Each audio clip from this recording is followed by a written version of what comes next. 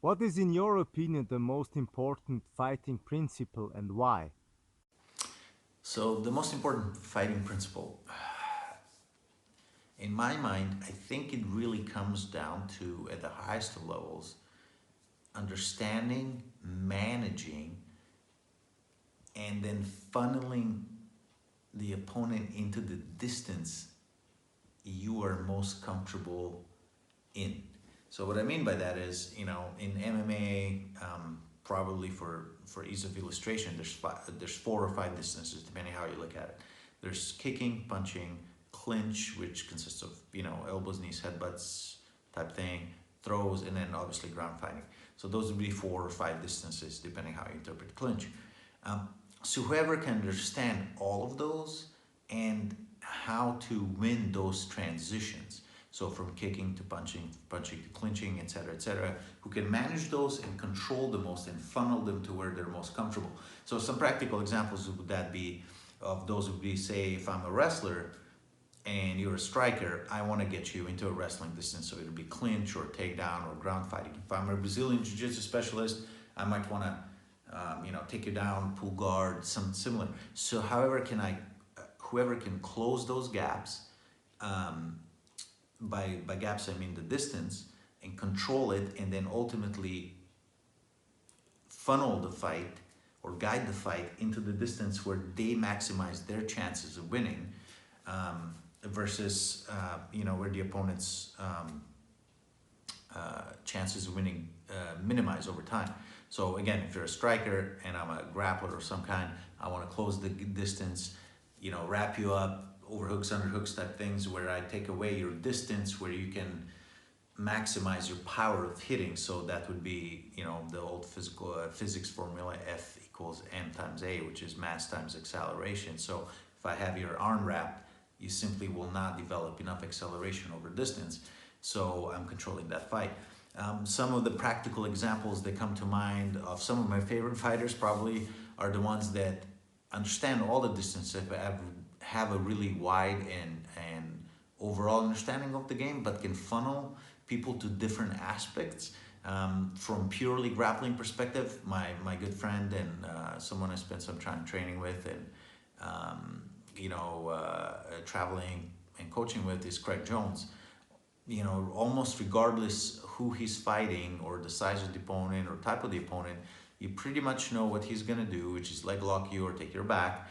And people have been trying to problem solve for him for a long time, and he's given them fits. Similarly, if you watch wrestling, someone like Hale Sanderson, you know an ankle pick's coming, or and that happens, or Jordan Burroughs, it's a double leg. And people try to figure out how to stop it, but it still stops it. So it doesn't mean they're all famous for a thing or two. They all have a very wide understanding of the game, but they all can funnel very high level opponents to where they stand, to their strongest move, or where they stand the highest chances of winning. So I think whoever can manage, control, and then funnel the distance, that probably in my mind is the peak of being a great martial artist, and probably the most important principle in martial arts.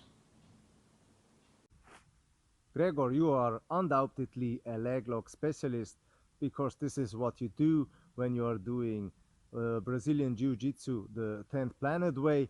And how is your game plan organized when you're fighting? Is it all around your leg locks, or is it organized in a different way? If so, how? So yeah, I mean, leg locks, I've always gravitated towards them. I don't think I really have an official explanation why. I think having trained stand up in Europe for so long and having a small upper frame and a long reach, I never enjoyed clinching or indoor fighting so much.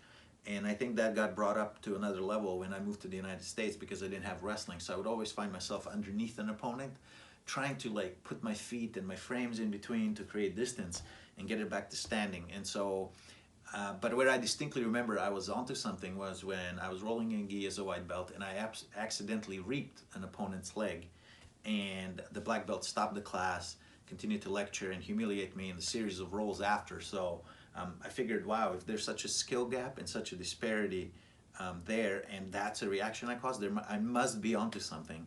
So yeah, so I did that. Went to Denny's and started training there, and started understanding, different positions, different finishes, etc., etc. Developed really good leg lock game. I submitted all my opponents via straight ankle lock on the way to blue belt, Master One World, IBJJ finals. Same thing for purple belt, and even up to brown belt. I had good successes with straight ankle lock. The problem is with that is I had two major gaps. One, I was a one trick pony, so after a while, people are really keen on how to defend that, and I didn't really have any other game, which got really exposed when I upped the ante and started competing at adult. So there's different intensity, different pressures that 18 to 29-year-olds bring. And so it became glaringly apparent, especially at American Nationals, that I needed to develop other aspects of my game. So moved to Utah at the time to learn to wrestle and to develop my pressure, passing, etc., etc. So started working on that and didn't touch feet even in competition for a year, over a year. And then toward the last few years, I started connecting how both relate and really how to fuse everything into the game together. So for example, like pressure passes, feet leg locks, feet passes, right? So with passing, people are trying to bring knees to create distance, which gives you access to the feet. And if people know you're a good leg locker, they start hiding the feet, which gives you the passes. Very simplified. So obviously, I never developed a super high level of proficiency in that, in connecting it all together. But basically, to answer the question, regarding how does that influence my game, I think the problem with jiu-jitsu is we compete like it's a sprint, but we train like it's a marathon. So I think when I was competing, strategy and maximizing my chances of winning was really important. So I was looking for funnels and setups to the leg lock game.